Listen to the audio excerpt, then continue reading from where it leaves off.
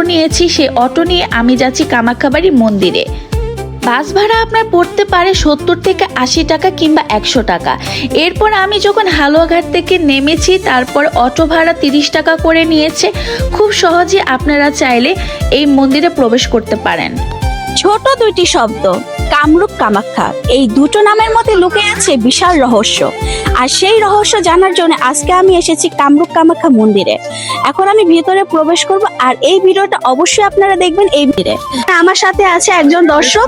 তো আপনার নাম কি? আমার নাম সুহাগ চন্দ্র দে, আমার বাসা শেরপুরে, শেরপুর থেকে আসছি। তো এটা অনেক দিন যাবত পূজা হচ্ছে, অনেক ঐতিহ্যবাহী পূজা। তো আমরা প্রতি বছরই আসি, এবারও আসি। অনেক ভক্তগণ সমাগম হয়েছে এখানে। এখানে প্রচুর প্রচুর ভক্ত, এক একজনের এক এক মনোবাসনা পূরণ করার জন্য এখানে আসে।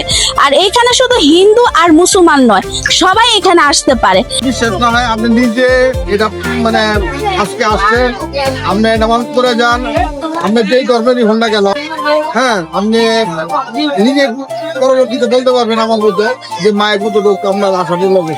দেবী সতীর দেহের 51টি খণ্ড ভারতবর্ষে বিভিন্ন স্থানে পড়ে। সেই 51টি স্থানই হলো 51টি মহাশক্তিপীঠ। মূল কামাখ্যা মন্দির আসামের হলো মায়ের মহিমা ছড়িয়ে পড়ে সব জায়গায়। ময়মনসিংহ হালুয়াঘাট কামাখ্যা মন্দিরও প্রতিষ্ঠিত হয়েছে। এখানে কোনো মূর্তি নেই। মন্দিরের গর্ভগৃহে একটি পাথরের যোনি আকৃতির কুণ্ড আছে, যা সবসময় প্রাকৃতিক ঝর্ণার জলে সিক্ত থাকে। আষাঢ় মাসে অম্বুবাচীর সময় বিশ্বাস করা হয় দেবী ঋতুমূর্তি হন, তখন 3 দিন মন্দির বন্ধ থাকে। সতীর মৃত্যুর খবর শুনে মহাদেব শোকে ক্রোধে উন্মাদ হয়ে যান।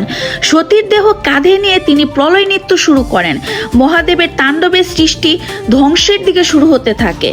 তখন সৃষ্টি রক্ষার জন্য ভগবান বিষ্ণু তার সুদর্শন চক্র দিয়ে সতীর দেহ খণ্ড খণ্ড করে ফেলেন, আর সেই খণ্ড বিভিন্ন জায়গায় পড়ে। সেখান থেকেই শুরু হয় তীর্থস্থান। কামরূপ কামাখ্যাকে বলা হয় জাদুটোনা তন্ত্রমন্ত্র জায়গা। এখানে জাদুবিদ্যার সাধনার জন্য বেছে নেওয়া হয় কামাখ্যা মন্দিরকে। সতীর যোনি মণ্ডল এখানে পড়ার কারণে মহাপীঠে পরিণত হয়েছে। কোথা থেকে এসেছেন? আমি বিরোটাগনি থেকে আসছি মন্দিরে দেখার জন্য। আপনাকে দেখে অনেক ভালো লাগলো। আপনাকে মনে হয় আমি দেখছি আপনার থেকে, আমি ভিডিও দেখি আপনাকে অনেক ভালো, ওই জন্য এখানে আসলাম, আপনাকে দেখলাম, অনেক ভালো হইলো, আপনার সাথে পরিচয় হইলাম। ভক্তরা মনে প্রাণে বিশ্বাস করে মায়ের কাছে যা চাবে মা তাদেরকে তাই দিবে। এখানে আসতে হলে শুধুমাত্র শনিবারে মন্দির খোলা থাকে।